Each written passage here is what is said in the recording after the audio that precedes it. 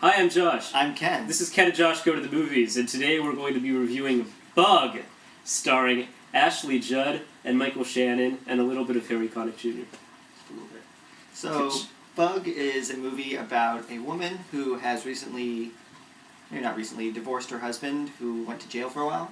And so she's trying to hide out from him in a motel, because he's just recently been paroled. And The whole movie is going to take place in this motel room. just one motel room. And so she's kind of passing the time with her lesbian friend and her lesbian friend's drug dealer. Drug dealer? Was he a drug dealer? No, he was just a friend of the lesbian friend. He just had the drugs, though. What drugs? Didn't they do drugs? Did you watch this movie?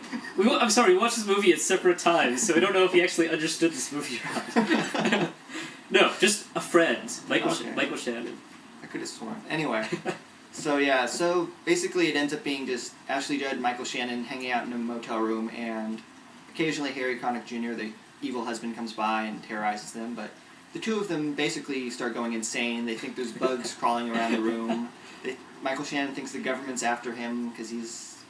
But the thing is, he starts out seeming, weird, but at least kind of normal, not completely paranoid. I mean, and he seems weird and like, hey, isn't that kooky kind of way. And right. then you start finding out he's actually insane. Yeah, then you kind of wonder what is going on with this But guy. what's crazy is that Ashley Judd starts going insane at the same time, like a sympathetic insanity. Made no sense at all. No, I didn't know schizophrenia was like contagious. That's the most interesting part of the movie. It's not contagious. It's like she's given herself over to this guy so much that she's going insane at the same delusions he is. It didn't make any sense. Like, he looks down at a microscope and sees all these invisible bugs that are trying to control him, and then she looks into the same microscope and sees the same bugs. And that doesn't and make any sense. sense. Goes like, oh my god.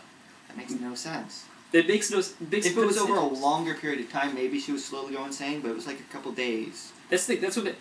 This movie isn't really realistic. It's very theatrical. It was based on a play by a guy named Tracy Letts, who's a big up and comer on Broadway. And you can tell it's a play because this all kind of takes place in one room, and there's a lot of monologues, and it's very theatrical.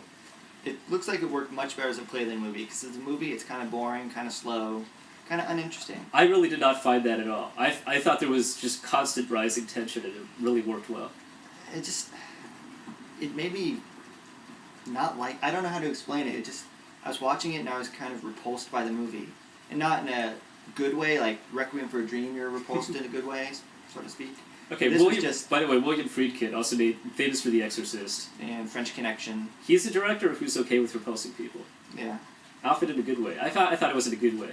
This movie is repulsive and it's strange, and it goes... In the last 10 or 15 minutes, it goes completely off the rails. I didn't understand the point of this movie, though. What was it supposed to be about? The point, it's two people finding each other and connecting even through, total insanity. That's not a good point to the movie. That's a good point. It's that you can find solace in other people even if everybody else thinks you're just total batshit nuts. So, spoiler alert, but does that mean the fact that they kill themselves at the end, that's a good thing? It's not that it's a good thing, it's that... They found each other and it doesn't matter that they feel like they're doing the right thing. There's so many just weird, freaky scenes, like Michael Shannon pulling his teeth out is a great scene. That was insane. Yeah, the sex scene is so, ridiculous. Yeah. Just the shots and the music they use and everything. I just didn't understand why. And there's phone calls coming for no reason and helicopters and... There's a lot of, weird symbolism going on, but it's going to leave an effect on you. Didn't leave an effect on me. It left an effect on me. You'll see how you feel. Should we show my ratings? Sure. Alright. I gave this movie a gigantic, pus-tripping, government-controlled bug. Which is awesome and crazy. Meh. Just meh. One of the weirdest movies of the year. And I was kind of pulled in. I don't know. Yeah, I wasn't pulled in. I was bored.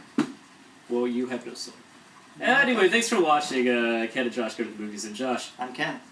Thanks for watching Ken and Josh Go to the Movies. Alright.